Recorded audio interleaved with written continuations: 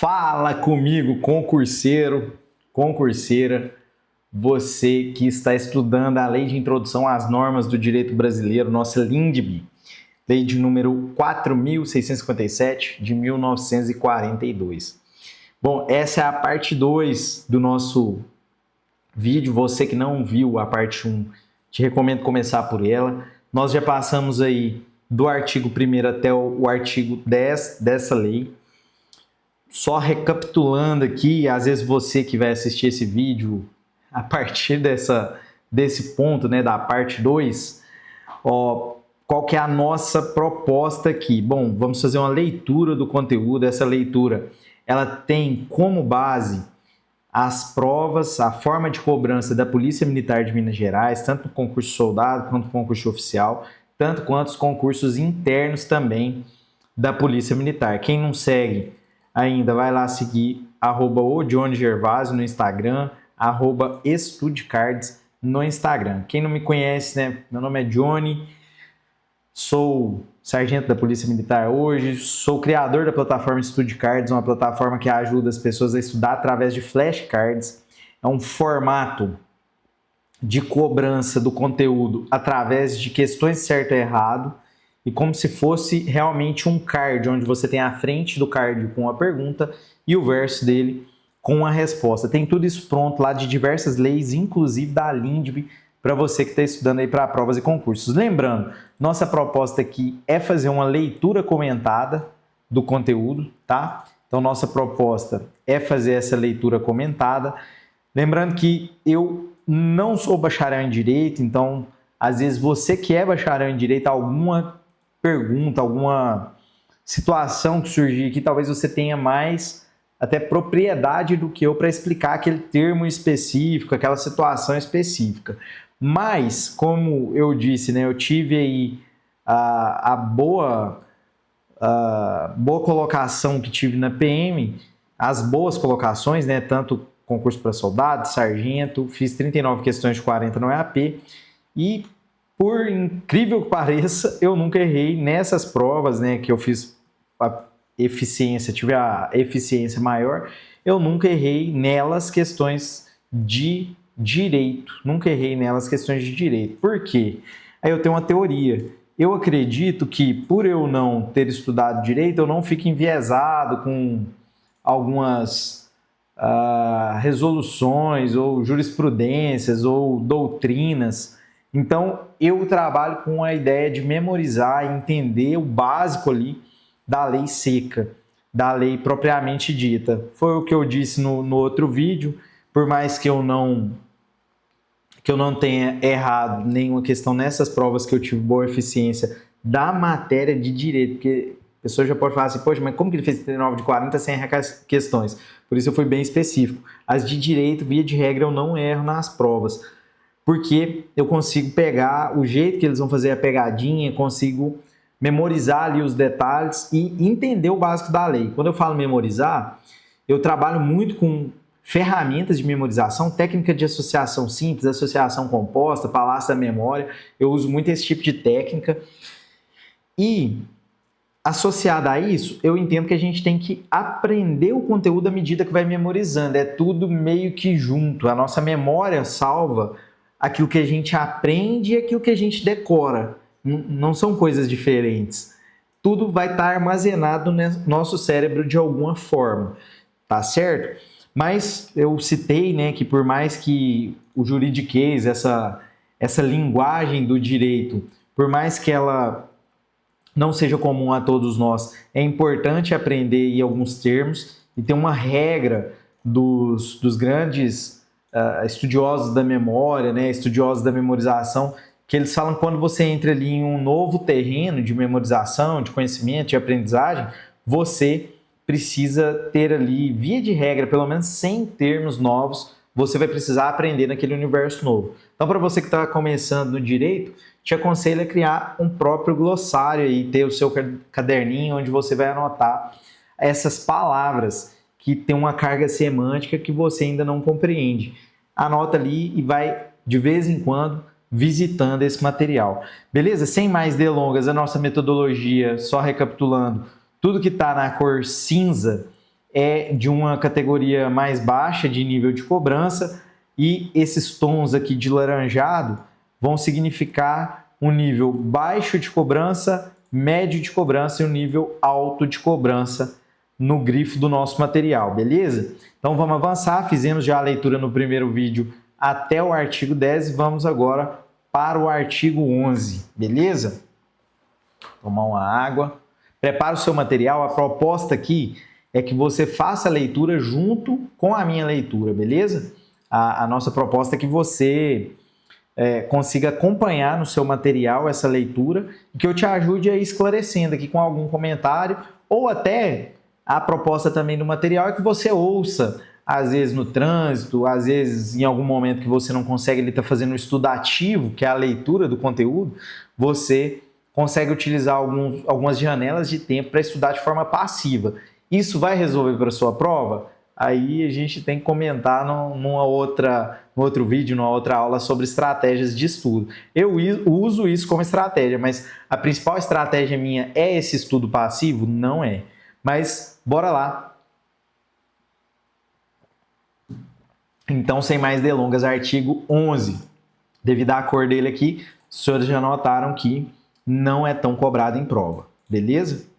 Mas tem uma parte aqui, o parágrafo 3º particularmente foi cobrado no CHO 2024. Vamos lá, artigo 11. As organizações destinadas a fins de interesse coletivo, como as sociedades e as fundações, obedecem à lei do Estado em que se constituírem. Lembrando que aqui é país, esse Estado com E maiúsculo é país. Então, ele está falando aqui de algumas organizações. Mas são organizações a fins de interesse coletivo. Olha só, não é qualquer organização, não é qualquer empresa. É organizações destinadas a fim de interesse coletivo, e ele até exemplifica como as sociedades e as fundações, elas obedecem à lei do Estado em que elas se constituírem. Ou seja, não é do Estado, do país em que ela está em funcionamento, onde ela tem uma unidade, não é essa a ideia, é de onde ela se constituiu, beleza? Então aqui está a palavra-chave, se constituiu. As organizações destinadas a fins de interesse coletivo, elas vão obedecer à lei do Estado em que se constituiu. Parágrafo 1º, não poderão, entretanto, ter no Brasil filiais, agências ou estabelecimentos antes de serem os atos constitutivos aprovados pelo governo brasileiro, ficando sujeitas à lei brasileira. Ou seja, essas organizações vão obedecer, vamos usar o verbo aqui, obedecer, à lei do Estado delas, o Estado que se constituiu. Beleza? Porém, para que ela tenha filial no Brasil, então essa filial no Brasil, ela vai precisar que o seu ato constitutivo seja aprovado pelo governo brasileiro, entendeu? Beleza, parágrafo 2º, os governos estrangeiros, bem como as organizações de qualquer natureza, que elas tenham constituído, dirijam ou hajam investido de funções públicas, não poderão adquirir no Brasil bens imóveis ou suscetíveis à desapropriação. Vamos ler de novo. Os governos estrangeiros, bem como as organizações de qualquer natureza, aí observa a palavra, qualquer natureza, importante, que eles são constituídos, dirijam ou hajam investido de funções públicas, não poderão adquirir no Brasil bens imóveis ou suscetíveis de desapropriação. Aí aqui lembra, ele falou dos governos estrangeiros. Então, quem que não pode vir aqui e comprar bens, adquirir bens imóveis ou suscetíveis à desapropriação? Os governos estrangeiros, bem como as organizações de qualquer natureza, que eles tenham constituído, dirijam ou hajam investido de funções públicas. Ou seja, está falando de coisa do governo. É ou o próprio governo ou qualquer organização, por isso organização de qualquer natureza, que o governo tenha constituído, que ele dirija ou que ele tenha investido de função pública aquele órgão ali, aquela organização de qualquer natureza. Então, tendo esse controle do governo estrangeiro, essa organização de qualquer natureza que seja, sem exceção, ela não pode, aí aqui está a palavra-chave, não poderão.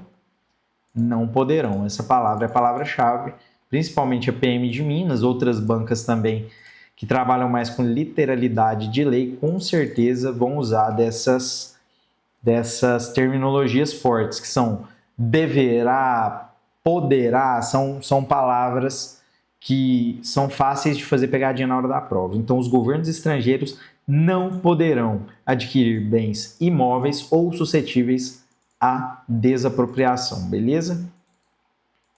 Não foi cobrado ainda. Mas vamos lá, parágrafo 3º. Esse aqui foi cobrado aí na prova do nosso CHO 2024. Beleza, ó. Os governos estrangeiros podem adquirir a propriedade dos prédios necessários à sede dos representantes diplomáticos ou dos agentes consulares. Então, olha só que interessante. Ao passo que o governo estrangeiro não pode adquirir bens imóveis ou suscetíveis à desapropriação no Brasil, é como se ele tivesse trago aqui uma exceção a essa regra. Ele falou, ó, mas o governo estrangeiro ele pode sim adquirir. Qual que é a situação que ele pode adquirir? Caso essa propriedade seja necessária à sede dos representantes diplomáticos ou agentes consulares. Beleza? É como se ele tivesse trago uma exceção à regra do parágrafo 2º, beleza? Isso aí foi alvo de prova e, salvo engano, foi cobrado de forma verdadeira. Ou seja, pegou essa frase do jeito que está, colocou lá na prova e colocou ela como uma afirmativa correta. Beleza? Bora seguir. Artigo 12. É competente a autoridade judiciária brasileira quando for o réu. Então, aqui nós vamos falar agora de competência da autoridade judiciária. Lembra aqui, ó, competente autoridade judiciária. Juiz, beleza? Quando o réu for domiciliado no Brasil ou a que tiver de ser cumprida a obrigação. Então, ou o domicílio dele é o Brasil, ou ele aqui tiver que ser cumprida alguma obrigação imposta pela decisão judicial. Só a autoridade judiciária brasileira compete conhecer das ações relativas a imóveis situados no Brasil. Aí olha que é uma frase muito forte. Somente a autoridade judiciária brasileira, pode fazer uma pegadinha também, colocar autoridade policial, é a autoridade judiciária, é o juiz. Só compete à autoridade judiciária brasileira conhecer de ações relativas a imóveis situados no Brasil. Beleza? Então, falando de imóveis, vai ser somente a competência da autoridade judiciária brasileira. A autoridade judiciária brasileira cumprirá, concedido o exequatur, acho que é assim mesmo que pronuncia, e segundo a forma estabelecida pela lei brasileira, as diligências deprecadas por autoridade estrangeira competente, observado a lei desta quanto ao objeto das diligências. Vamos lá, vamos tentar entender um pouco disso aqui. Como eu falei, juridiquês não é a minha principal ferramenta. A minha principal ferramenta é a compreensão mínima do artigo ali para fins de cobrança em prova, né?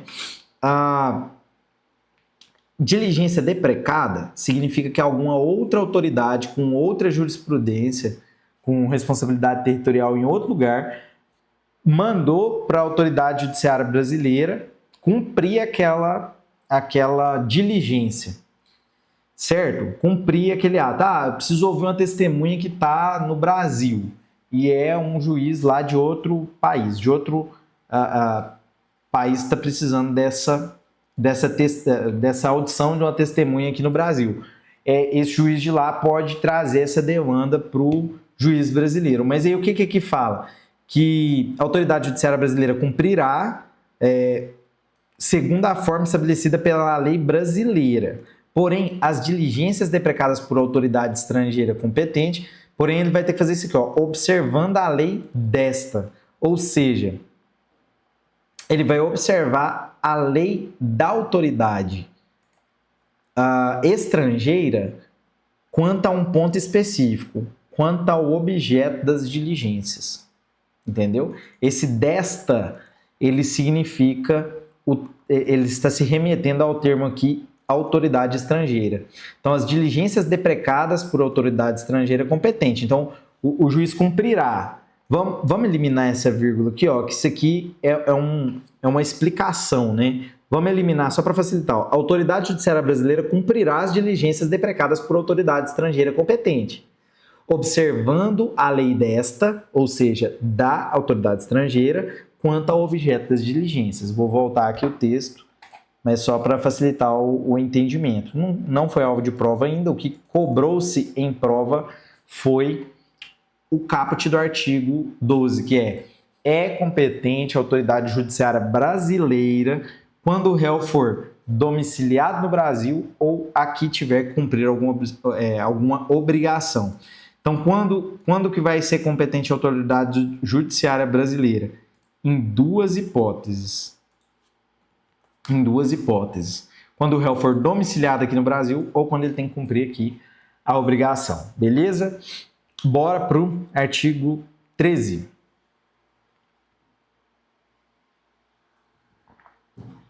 A prova dos fatos ocorridos em país estrangeiro.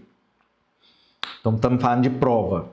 A prova dos fatos ocorridos no país estrangeiro rege-se pela lei que nele vigorar, quanto ao ônus e aos meios de produzir-se, não admitindo os tribunais brasileiros provas que a lei brasileira desconheça. Então, se eu preciso de uma prova aqui no Brasil, se eu preciso de uma prova de fatos, essa prova, se o fato foi ocorrido num país estrangeiro, essa prova vai ser regida, a normatização para que essa prova seja coletada, ou enfim, para que ela seja válida, vai seguir a norma que está em vigor no país estrangeiro. Porém, aqui é bem específico ao dizer que vai seguir essa norma do país estrangeiro quanto a duas coisas, quanto ao ônus e quanto ao meio de produzir-se. Quanto ao ônus e quanto ao meio de produzir-se. Não admitindo os tribunais brasileiros, ele não vai admitir o quê? Uma prova que a lei brasileira desconheça. Então, se a lei brasileira não conhece, não faz sentido para o Brasil, não é, digamos ali, prevista em lei aquele formato de prova aqui no Brasil, ou seja, a lei brasileira desconhece aquele tipo de prova, não vai ser admitida, beleza? Então, aqui é de novo um jogo de regra e exceção. Via de regra, prova de fatos de país estrangeiro rege pela norma que ocorreu o fato, quanto ao ônus e o meio de produzir-se. Porém, no Brasil não vai ser admitido provas que a lei brasileira desconheça. Isso foi cobrado aí em concurso interno CFS 2024. Beleza? Estamos no artigo 13, né? Essa escrita aqui, esse texto, esse artigo, foi cobrado também de forma afirmativa, sem pegadinha nem nada nesse sentido. Colocou o texto exatamente igual está escrito aqui, colocou ele na prova como uma das assertivas corretas. Só para você ficar ciente do formato de cobrança, no caso aqui da PMMG. Bom, artigo 14. Não conhecendo a lei estrangeira, poderá o juiz exigir de quem invoca prova do texto e da vigência. Não conhecendo a lei estrangeira, poderá o juiz exigir de quem invoca prova do texto e da vigência. Então, eu estou querendo um direito aqui no Brasil que ele tem a ver com a situação de uma lei estrangeira. Porém, aqui no Brasil, o juiz não tem a obrigação de saber se esse texto existe, se ele tem vigência e tudo mais. Quem está alegando, quem está ali sendo o solicitante ou quem está provocando aquele direito ali, ele que tem que tem que invocar prova, né? Poderá o juiz exigir de quem invoca prova, ele tem que trazer esse texto e essa vigência. Ele tem que provar que esse texto existe e que ele está vigente lá no país oriundo dessa lei, beleza? Artigo 15. Será executada no Brasil uma sentença proferida no estrangeiro, porém ela precisa de alguns requisitos, ela tem que cumprir alguns requisitos.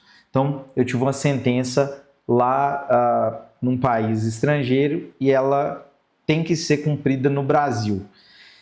Ela precisa obedecer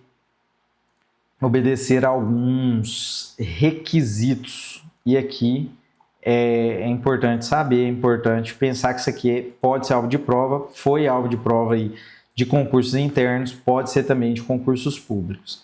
Sempre eu gosto de memorizar, números nos ajudam muito a memorizar. Então, requisitos para que uma lei, para que uma sentença, né, proferida no estrangeiro, ela seja aceita, que seja executada no Brasil, são 5 requisitos. Então, eu gosto sempre de trabalhar com esses números. E grifar essas palavras principais, né? Por exemplo, aqui, sentença é a grande chave desse artigo. Esse artigo está falando de cumprir uma sentença no Brasil, uma sentença que foi proferida no estrangeiro. Ela precisa de 5 requisitos. Ela tem que ser proferida por juiz competente, certo? Ela tem que ter sido as partes citadas ou haver legalmente verificado a revelia.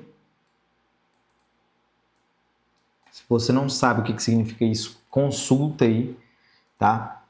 Mas, assim, por alto, né? Ter sido citado é a pessoa realmente ter recebido ali a notificação e assinou, então ela realmente teve ciência que ela estava como ré ali num caso, enfim, ela foi legalmente citada e ela assinou, ela realmente tomou ciência que ela tinha sido parte ali envolvida numa situação judicial. Ou legalmente verificada a revelia. Revelia é quando a pessoa não é possível encontrá-la e tem todo um protocolo que tem que ser publicado em alguns diários oficiais, enfim, formas de fazer uma divulgação ampla, que aquela pessoa ali está sendo citada em um processo, em uma situação judicial, e tem todo um protocolo para que a partir de determinado momento o processo continue a revelia, ou seja, sem a presença ou a defesa, ou enfim, sem a participação ali daquela parte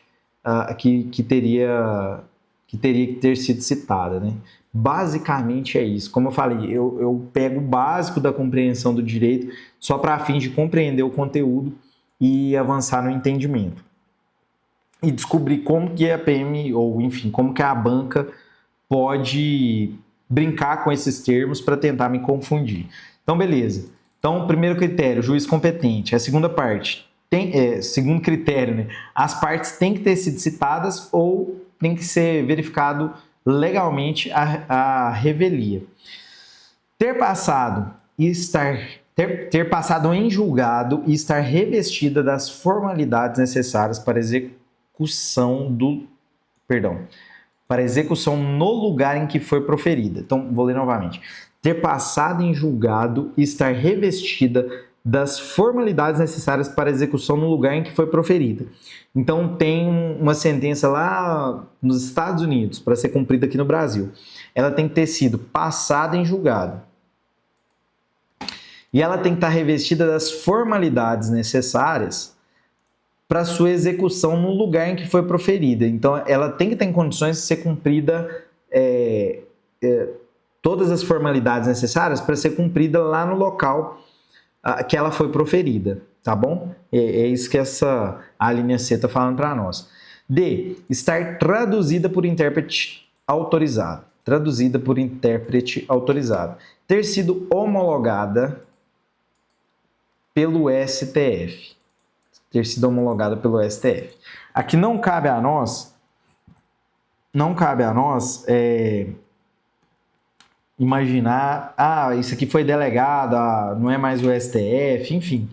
São situações peculiares da lei que eu vejo que às vezes pode ser pegadinha para quem entende um pouco mais, para quem estuda mais normas, né, legislação, quem é realmente da área do direito.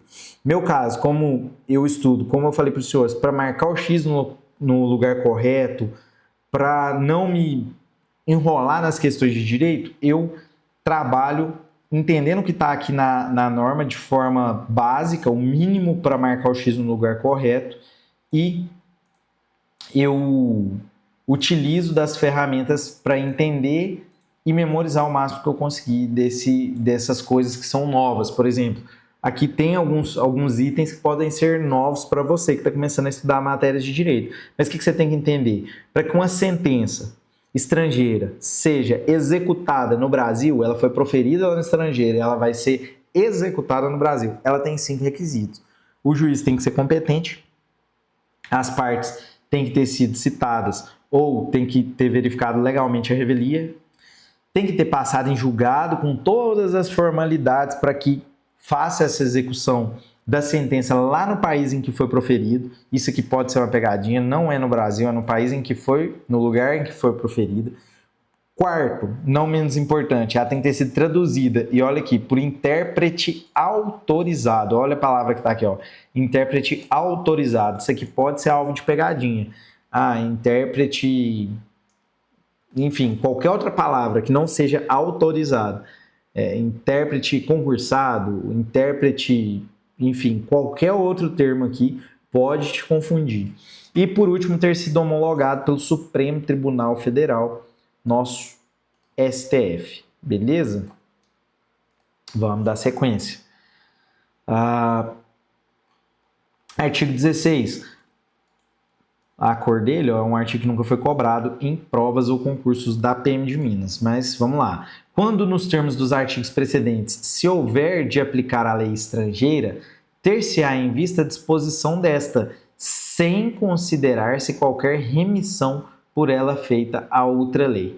Isso é a ideia de que a lei estrangeira ela se remete a uma outra lei de outro país, ou enfim, uma outra lei que o Brasil desconheça, e para não ficar uma cadeia de tem que consultar uma lei para consultar outra, a ideia aqui é que vai considerar a lei do país estrangeiro sem considerar uma remissão que ela faça a outra lei.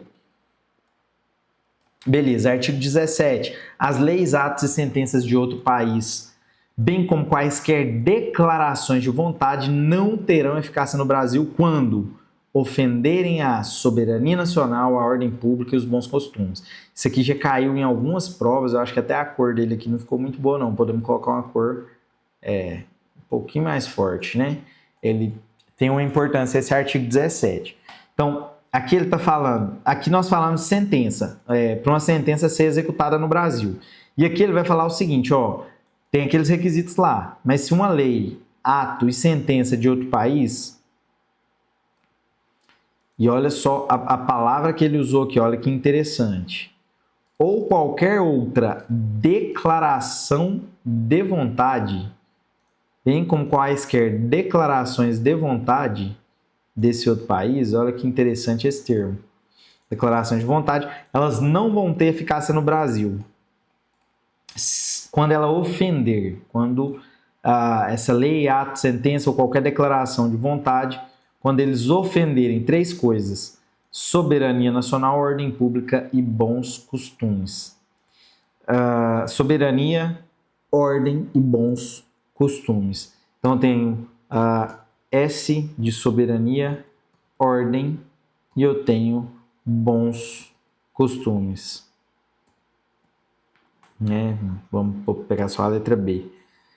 Então, aqui são 3 itens para vocês ficarem muito atentos e guardar para a prova. Então, leis, atos e sentenças de outro país, bem como qualquer outra declaração de vontade, não vão ter eficácia no Brasil quando eles ofenderem 3 coisas: soberania nacional, a ordem pública e os bons costumes. Beleza?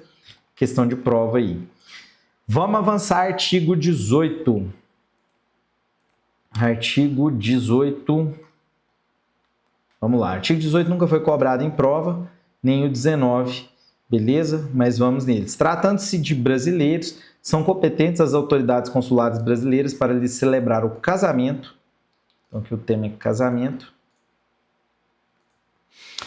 E os mais atos de registro civil e de tabelionato, inclusive o registro de nascimento e de óbito dos filhos de brasileiro ou brasileira nascido no país da sede do consulado. Então, são competentes autoridades consulares brasileiras para celebrar esse casamento, demais atos de registro civil e de tabelionato, inclusive registrar o nascimento e óbito de filhos de brasileiro ou brasileira nascido no país da sede do consulado. As autoridades consulares brasileiras também poderão celebrar a separação consensual. Então aqui falou de autoridades consulares, né? Elas são a chave aqui para esse artigo 18. Então, ó, as autoridades consulares que vão poder fazer isso, elas também vão poder fazer a separação consensual e o divórcio consensual de brasileiros, não havendo filhos menores ou incapazes do casal e observados os requisitos legais quanto aos prazos. Então, observa que tem uma exceção, ele pode, não havendo filhos menores ou incapazes, devendo constar na respectiva escritura pública as disposições relativas à descrição e à partilha dos bens comuns e à pensão alimentícia e ainda ao acordo quanto à retomada pelo cônjuge de seu nome de solteiro ou à manutenção do nome adotado quando de seu casamento. Então, resumo, a autoridade consular brasileira, de novo, a autoridade consular brasileira, ela pode executar essas ações aqui. É indispensável a assistência de advogado devidamente constituído, que se dará mediante a subscrição de petição, juntamente com ambas as partes, ou com apenas uma delas, caso a outra constitua advogado próprio, não se fazendo necessário que a assinatura do advogado conste da escritura pública. Beleza? Então, é indispensável assistência de advogado. Se falar, para esses atos aqui, a autoridade consular ela é devidamente autorizada a fazer, é competente e tudo mais, sendo dispensável a assistência de advogado, enfim, e fala algum texto nesse sentido. Observa, está errado, porque aqui ele falou, é indispensável essa assistência de um advogado devidamente constituído, que se dará mediante subscrição de petição, juntamente com ambas as partes, ou com apenas uma delas, caso a outra constitua advogado próprio, e não se fazendo necessário que a assinatura do advogado conste a escritura pública. Então, tem que ter advogado para essas situações aqui.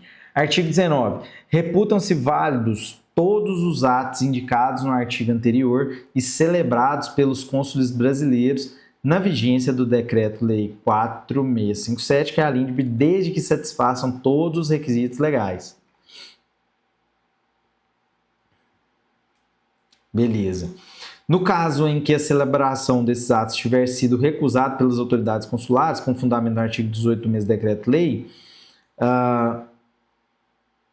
ao interessado é facultado renovar o pedido dentro de 90 dias contado da publicação dessa lei. Difícil cobrar esse artigo aqui, que ele está falando sobre uma situação ali realmente da época da publicação da LINDB. Então, é mais complicado ser cobrado em prova. Agora, o artigo 20 já é mais possível, inclusive foi alvo do CFSD e do EAP Tenentes. Beleza? Bora lá no artigo 20 entender o que ele trouxe aqui de pegadinha. Nas esferas administrativa, controladora e judicial, não se decidirá com base em valores jurídicos abstratos, sem que sejam consideradas as consequências práticas da decisão. Então, olha só, isso aqui é um tema interessante, porque ele começa a tratar ali do que a LINDB traz sobre alguns princípios, alguma regulamentação básica que ela traz sobre os órgãos públicos. Então, numa esfera administrativa, controladora e judicial, não vai se decidir com base apenas em valores jurídicos abstratos, ou seja, normas que não são tão práticas, valores jurídicos abstratos. sem que sejam consideradas as consequências práticas da decisão. O que foi cobrado em prova aqui? Foi colocado a seguinte frase: sem que seja consideradas as consequências, sem que sejam consideradas as consequências legais da decisão. Então, a palavra aqui é práticas, decisões práticas. A motivação demonstrará a necessidade e adequação da medida imposta ou da invalidação de ato, contrato, ajuste, processo ou norma administrativa, inclusive em face das possíveis alternativas. Aqui também foi alvo de prova. A motivação demonstrará a necessidade e adequação da medida imposta, ou seja, de acordo com a motivação, eu vou ter ali, e essa motivação que vai demonstrar o que é necessário e qual que é a medida adequada que vai ser imposta para aquela situação ali. Para invalidar um ato, contrato, ajuste, processo ou norma administrativa, inclusive em fato de possíveis alternativas. Como que foi cobrado isso? Olha só que chato a forma como foi cobrado. Vou trazer o texto aqui para facilitar. Nas esferas administrativa, o controlador judicial não se decidirá com base em valores jurídicos abstratos, até que tudo bem, sem que sejam consideradas as consequências práticas da decisão. Tudo certo, né? Tudo certo. Agora, dessa maneira, dispõe a Lei de Introdução às Normas do Direito Brasileiro que a adequação demonstrará a necessidade e a motivação da medida imposta. E aqui o que fala? A motivação demonstrará a necessidade. Então, o motivo demonstra a necessidade, a motivação demonstra a necessidade. E a adequação da medida imposta. E aqui ele simplesmente trocou isso, cara. Olha só que doideira. Então, ele colocou que a adequação mostrará a necessidade e a motivação. Deixa eu arrumar aqui. E a motivação da medida imposta. Então, isso aqui fez a alternativa ficar errada. Olha só que sacanagem. Isso aqui foi muita sacanagem. Isso aqui, o cara que está mais cansado na prova, já está lendo há um tempo, não é muito simples lembrar todo esse jogo de palavras, né? Então, a motivação demonstrará a necessidade e adequação da medida imposta ou da invalidação de ato, contrato, ajuste, processo ou de norma administrativa, inclusive em face das possíveis alternativas. Beleza? Bora dar sequência. Artigo 21. A decisão que nas esferas administrativa, controladora ou judicial decretar a invalidação de um ato, contrato, ajuste, processo ou norma administrativa deverá indicar de modo expresso suas consequências jurídicas e administrativas. Então, se eu tenho uma decisão que decretar a invalidação de um ato, que ela decreta uma invalidação, essa decisão ela tem que vir expresso nela as consequências de dois âmbitos, do âmbito jurídico e administrativo. Beleza? Então, uma decisão que decreta uma invalidação, seja de ato, de contrato, de ajuste. É isso aí. Parágrafo único. A decisão a que se refere o caput deste artigo deverá, quando for o caso, indicar as condições para que a regularização ocorra de modo proporcional e equânime, sem prejuízo aos interesses gerais, não se podendo impor aos sujeitos atingidos ônus ou perdas que, em função das peculiaridades do caso, sejam anormais ou excessivos. Então, esse mesmo decreto, uma decisão que invalida algum ato, contrato, ele tem que estar expresso nele as consequências jurídicas e administrativas. E, além disso, essa decisão, ela tem que considerar que seja regulamentado de modo proporcional e sem prejuízo aos interessados, aos interesses gerais, né? Ela não pode prejudicar de alguma forma. Ela tem que ter essa proporcionalidade e equidade, né? Equidade? enfim, ela tem que ser de modo proporcional e equânime, sem que, cuidando disso aqui, ó, sem que sejam anormais ou excessivos esses ônus ou perdas que podem surgir em função de uma invalidação. Então, observa, o tema aqui é decretar a invalidação de algum ato. Pode ser que esse ato era benéfico, enfim, trazia benefícios ali. Aqui foi bem vago, né? Lembrando que essa lei ela é muito antiga e ela é uma base para outras leis. Então, ela traz aqui alguns fundamentos. Isso é uma espécie de um fundamento. Se eu tenho uma decisão que ela decreta a invalidação de um ato, contrato, ajuste, processo, norma administrativa, ele tem que indicar de modo expresso consequências jurídicas e administrativas. Além disso, se eu tenho essa decisão de uma invalidação, eu tenho que trazer isso, regulamentar isso de forma proporcional e equânime, sem que isso seja de forma, traga ali prejuízo, ou ônus ou perdas, né, de forma anormal ou excessiva. Entende? Isso é uma espécie de um fundamento mesmo para demais normas, para atos administrativos, enfim. Beleza, artigo 22, aqui nós já temos artigo de prova, cobrança em prova 2022 e 23. Na interpretação de normas sobre gestão pública, serão considerados os obstáculos e as dificuldades reais do gestor e as exigências das políticas públicas a seu cargo, sem prejuízo dos direitos dos administrados.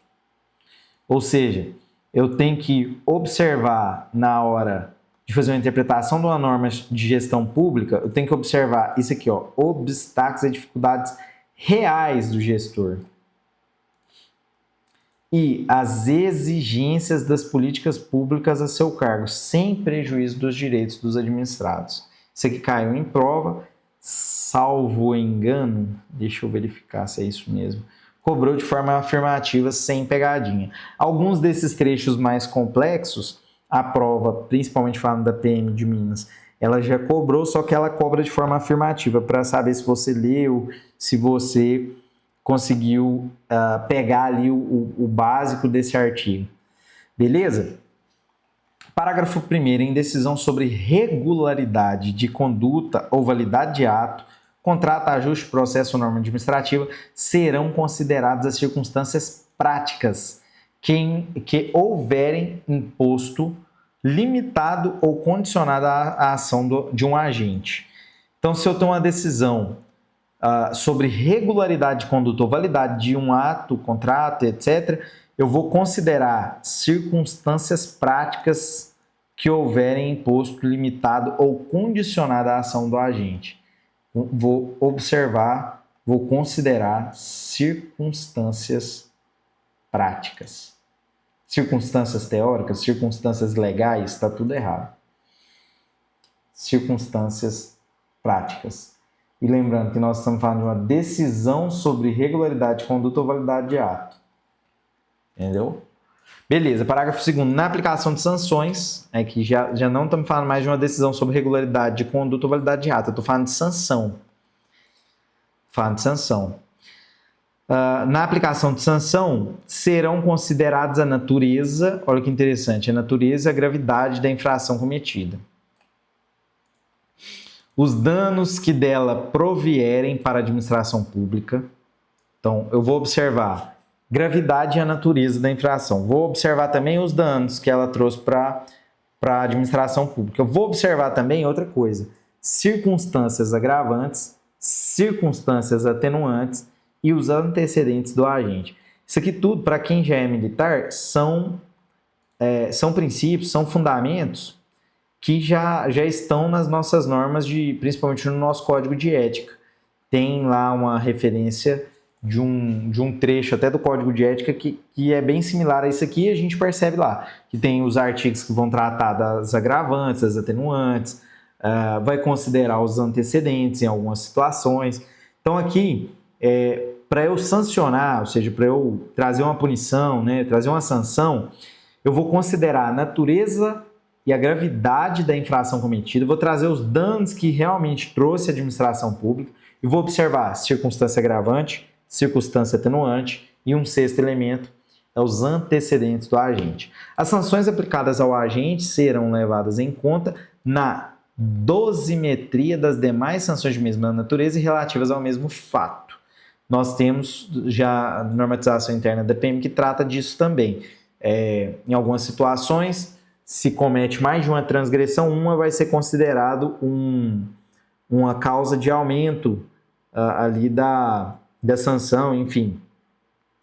Uma vai entrar como agravante da outra, ou enfim, não vai concorrer necessariamente para duas transgressões distintas. Em alguns casos, uma será considerada um agravante da primeira transgressão.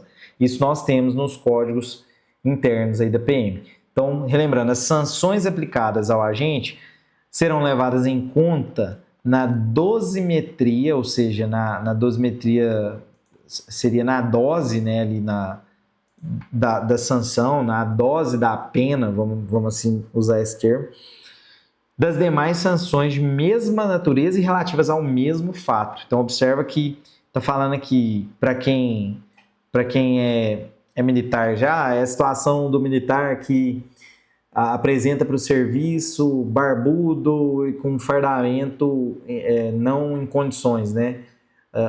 Não está em condições para o trabalho. O fardamento é uma transgressão, é uma coisa, apresenta sem boina, que é outra coisa, apresenta barbudo, que é outra coisa, apresenta, enfim, diversas transgressões relativas ao mesmo fato, ou seja, foi no mesmo dia, ele chegou todo alterado, no caso, falando na nossa situação militar. Nesses casos, a própria norma aqui prevê que eu tenho que considerar na dosimetria que eu tenho que levar em conta que a sanção ela vai ter que considerar que eu tenho várias coisas relacionadas ao mesmo fato, né, e à mesma natureza.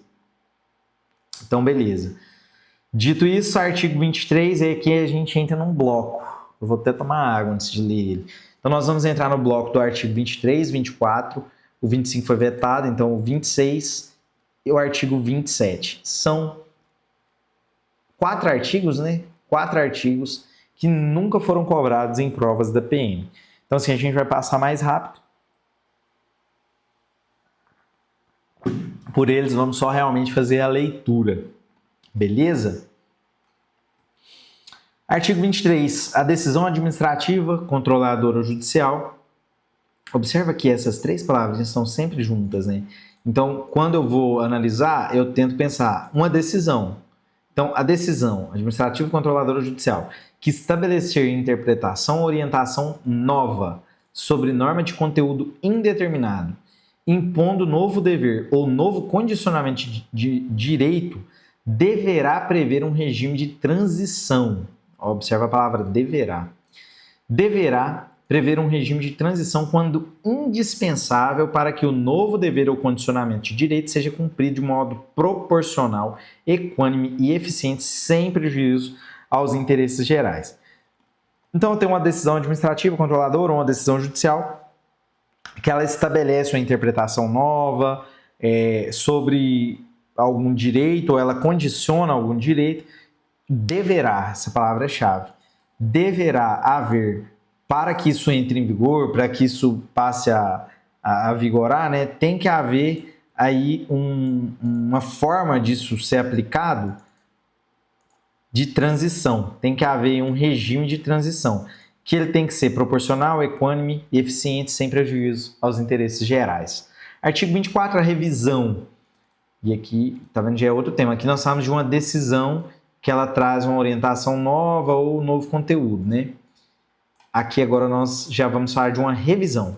Então, a revisão nas esferas administrativa, controladora e judicial quanto à validade de ato, contrato, ajuste, processo ou norma administrativa cuja produção já se houver completado, levará em conta as orientações gerais da época, sendo vedado que, com base em mudança posterior de orientação geral, se declarem inválidas situações plenamente constituídas. Cara, mastiga esse artigo aí depois, que ele tem vários elementos, pode ser feito pegadinha, mas basicamente ele está falando de alguma norma que está revisando uma norma, uma decisão anterior. Ele está falando que tem que ser levado em conta as orientações gerais da época. e é vedado que uma mudança posterior declara inválida aquelas que antes foram plenamente constituídas. Beleza? É mais ou menos isso que está falando aqui. Parágrafo único. Consideram-se orientações gerais as interpretações e especificações contidas em atos públicos de caráter geral ou em jurisprudência judicial ou administrativa majoritária e ainda as adotadas por prática administrativa reiterada e de amplo conhecimento público. Aqui ele quase que trouxe um significado, né? Eu vou considerar orientações gerais as interpretações e especificações contidas em atos públicos de caráter geral, ou em jurisprudência judicial, ou administrativa majoritária, e ainda as adotadas por prática administrativa reiterada e de amplo conhecimento público. Você tentar mastigar isso aqui tudo e entender, a palavra-chave está aqui, ó. Consideram-se orientações gerais. Eu vou considerar como uma orientação geral algumas coisas.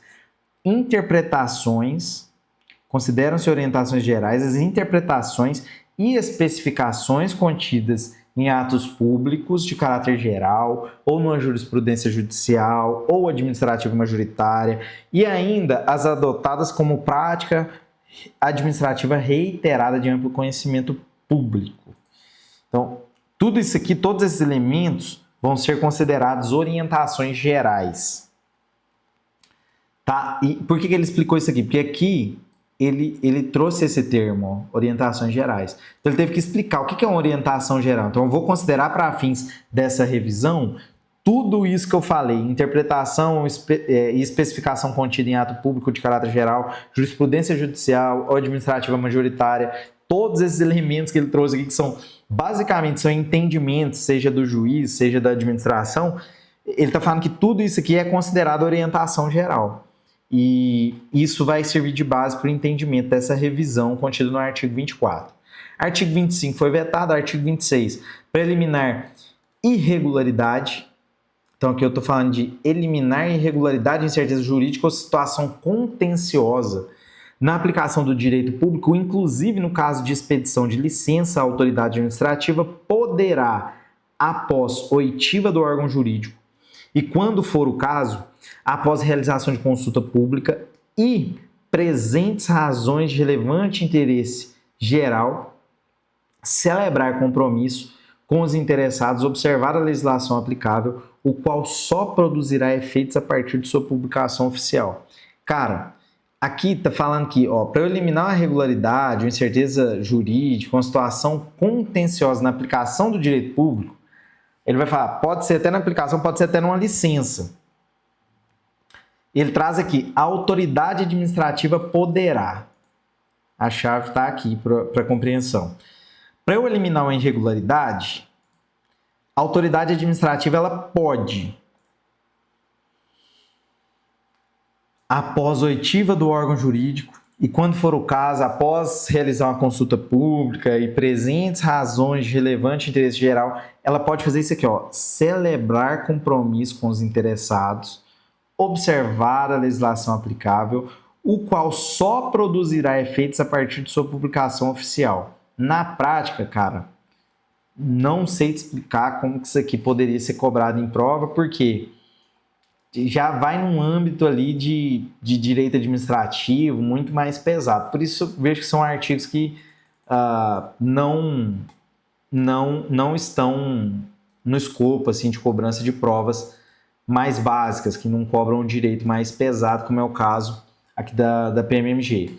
Bom, mas aqui ele falou que para sanar essa irregularidade, ele vai celebrar um compromisso com os interessados.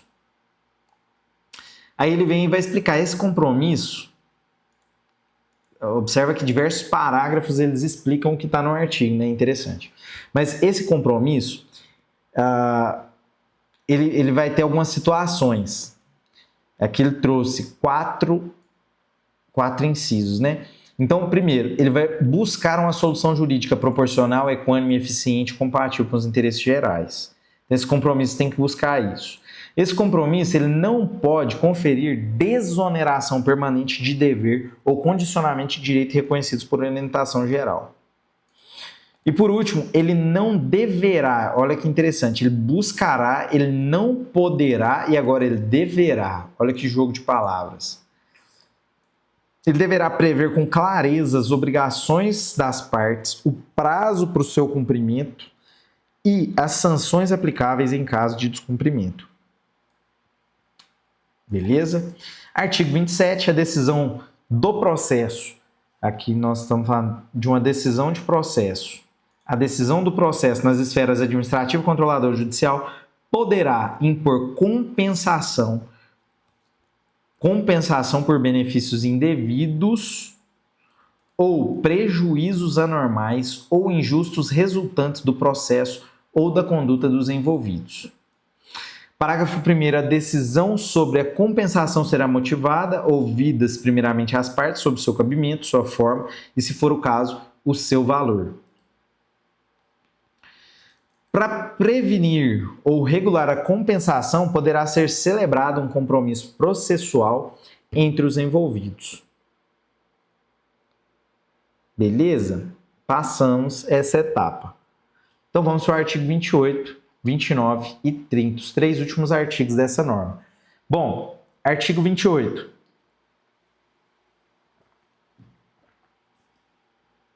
O agente público responderá pessoalmente por suas decisões ou opiniões técnicas em caso de dolo ou erro grosseiro.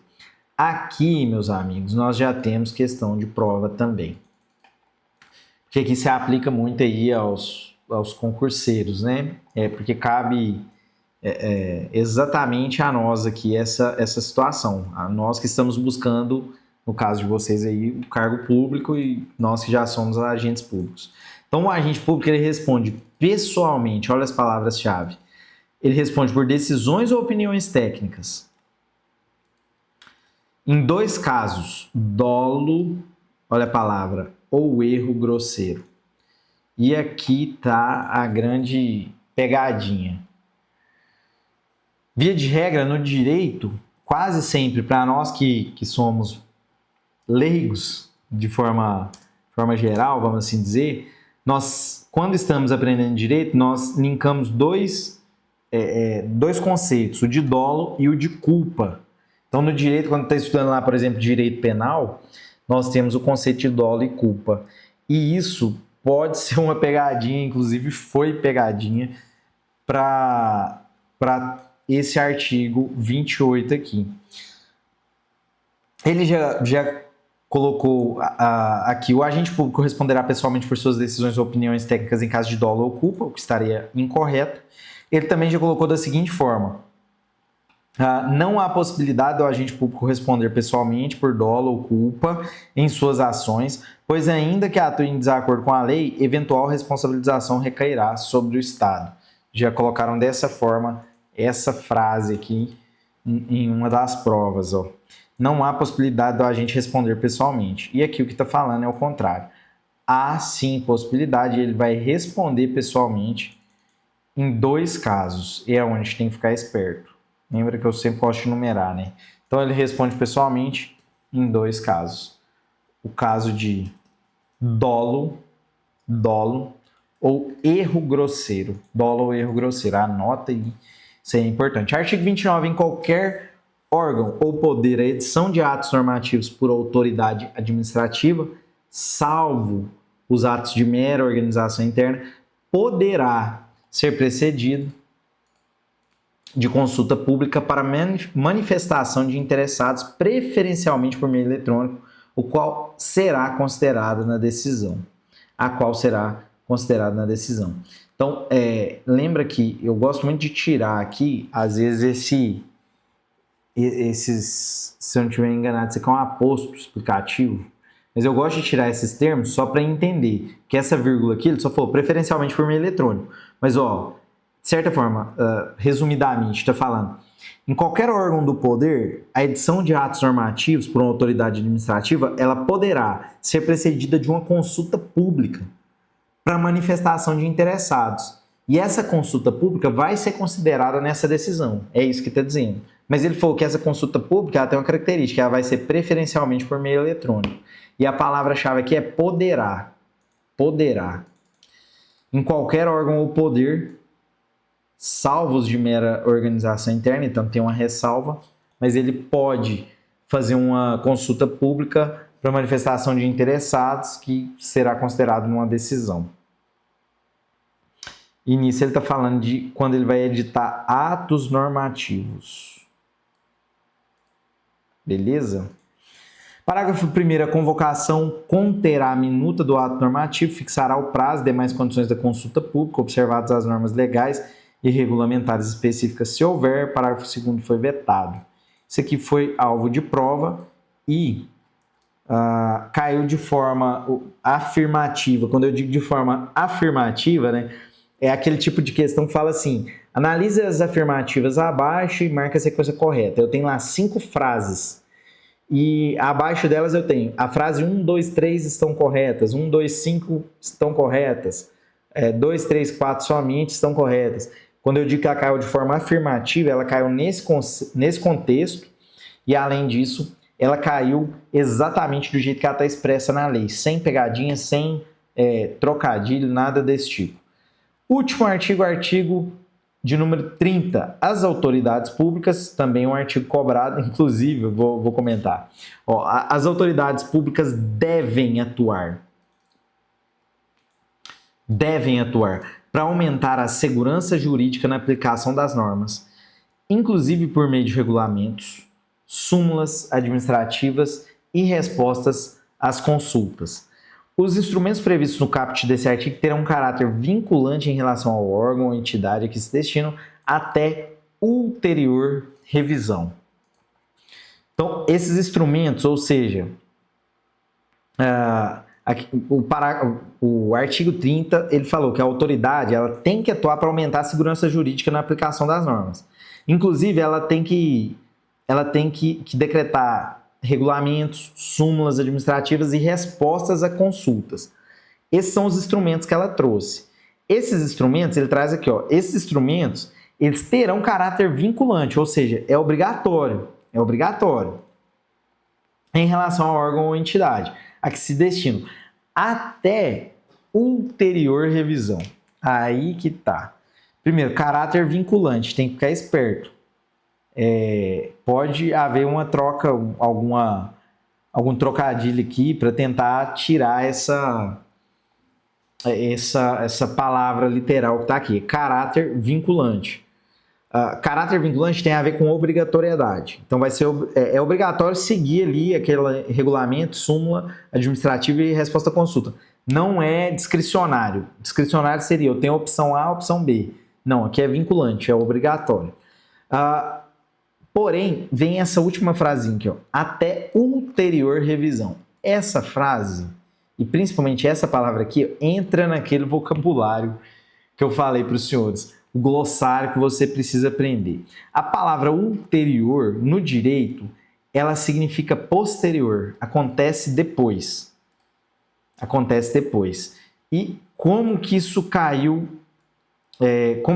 na prova? Essa palavra ulterior, ela foi deturpada no contexto. Deixa eu ver aqui se eu lembro. No contexto jurídico, não foi aqui. Mas deixa eu buscar aqui, que eu acho que vai ser até interessante eu trazer exatamente a forma como ela foi cobrada na legislação. Na prova, principalmente aí para soldado. Ela foi alvo aqui de... Só um minutinho, segura aí. Eu vou ver se eu localizo.